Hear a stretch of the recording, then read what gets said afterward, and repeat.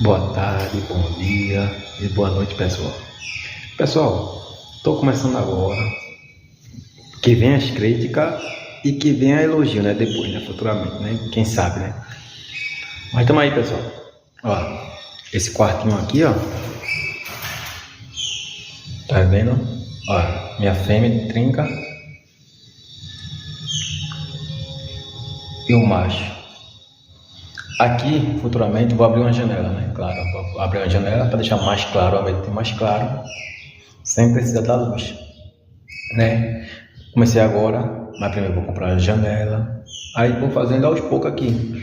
Mas por enquanto isso, vou acasalar ele com essa aqui, né? Botei uma plantinha, água, ainda deixei o bebedouro com comida e com água, para se ter um pouco